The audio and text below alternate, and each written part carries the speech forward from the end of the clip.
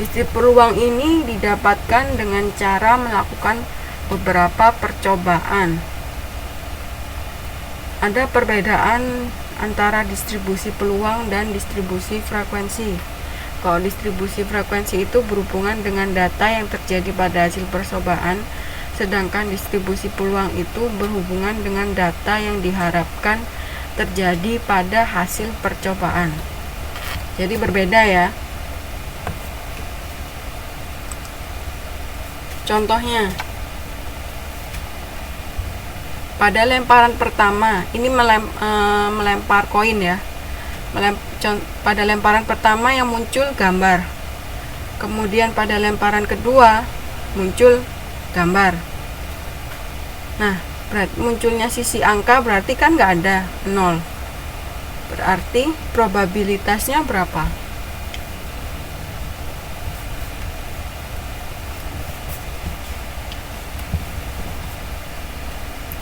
Probabilitasnya berapa?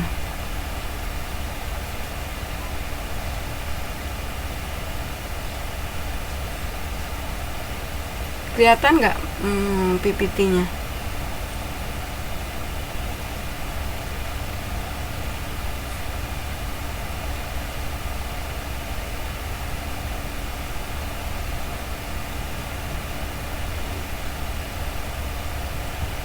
Seperempat.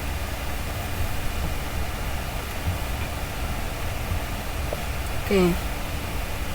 Kemudian yang kedua juga sama, seperempat, dimana yang pertama muncul angka, yang kedua muncul gambar. Nah, ketika kita membicarakan distribusi peluang, kita akan membahas mengenai dua kategori data, yaitu data yang kontinu dan data diskret. Data diskret di sini adalah data yang tidak mengandung pecahan, sedangkan data kontinu adalah data yang tidak bulat atau mengandung nilai pecahan. Contohnya, ada yang bisa ngasih contoh data diskret. Data diskret contohnya seperti apa?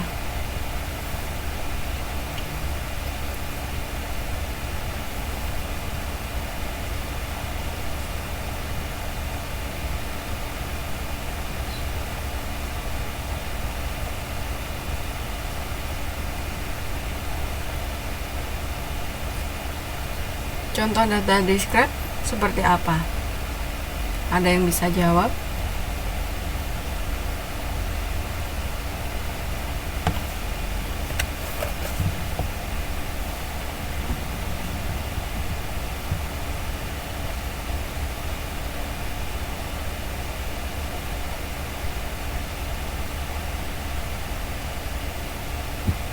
Kelulusan seseorang. Kalau kelulusan seseorang gimana? Contohnya gimana? Diskretnya dari mana? Diskretnya itu dilihat dari mana, Mbak Asna?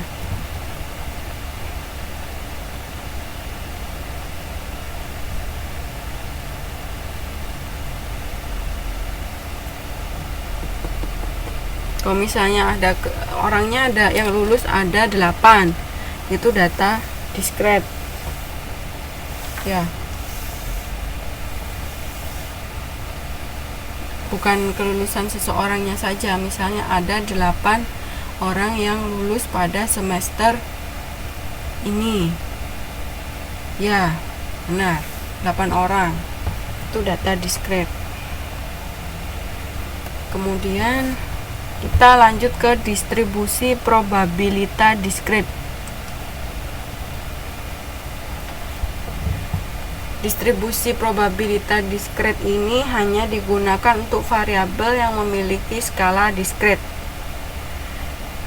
Nah, tapi distribusi probabilitas diskret ini bisa dibedakan menjadi dua.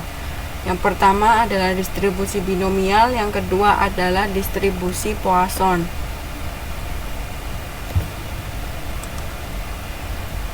Distribusi binomial. Distribusi binomial ini adalah distribusi untuk variabel dengan dua kategori. karakteristik distribusi binomial ini mutually exclusive, dimana tidak A maka pasti B. Berarti kalau misalnya ada hanya dua kategori, misalnya contohnya apa yang bisa dijadikan distribusi binomial, kasus apa? Kalau pilihannya cuma dua, karena kan dua kategori, uang logam, yang lainnya.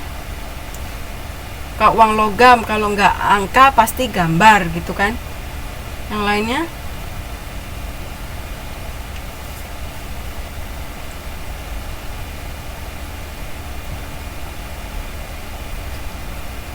sikap.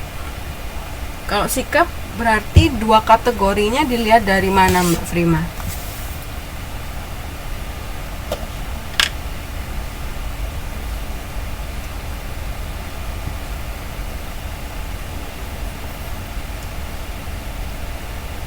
Kalau nggak baik berarti buruk, tapi diskrit loh ya.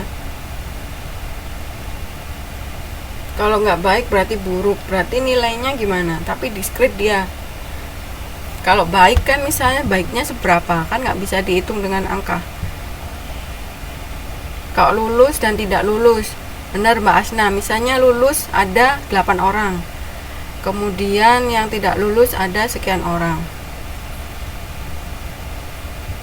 Oke, kemudian yang kedua adalah karakteristiknya adalah probabilitas suksesnya itu kita sebut P, sedangkan probabilitas gagalnya itu kita sebut 1 minus Q. Dan peristiwanya di sini adalah asasnya independen. Contohnya bisa dilihat di halaman 4.19. Misalnya kepada mahasiswa diberikan kesempatan untuk tidak masuk kuliah sebanyak 4 kali dari 10 kali pertemuan.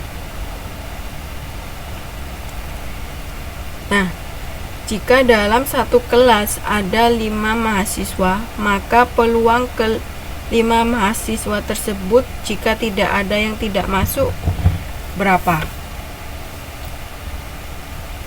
P-nya di sini berapa? Untuk rumus distribusi binomial itu seperti ini. Berarti yang harus diketahui dari soal itu adalah X, N, dan P. X-nya berapa X-nya? X-nya kan berarti jumlah kemungkinannya yang ditanyakan. Berarti berapa? 5 dari mana Mbak Gita?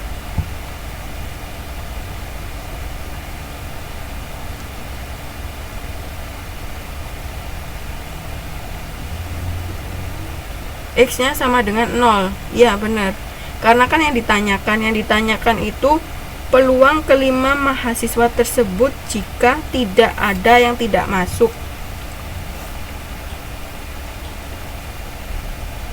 Berarti kan 0. Berarti semuanya itu masuk. Tidak ada yang tidak masuk. Kemudian jumlah percobaannya berapa? Jumlah percobaan di sini berarti yang diteliti ada berapa orang?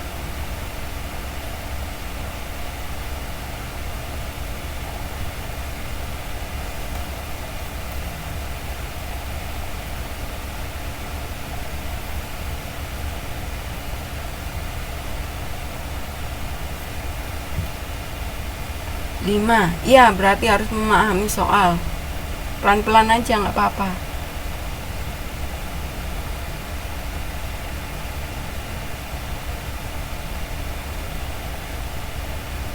Kemudian yang lainnya bisa nggak? Ya, Mbak Gita benar 5. Kemudian peluangnya berapa? P-nya berapa? Kalau ada 10 pertemuan boleh nggak masuk 4 kali, berarti peluang nggak masuk itu berapa? 0,4. Ya benar. Berarti jumlah kemungkinan dia masuk harus berapa?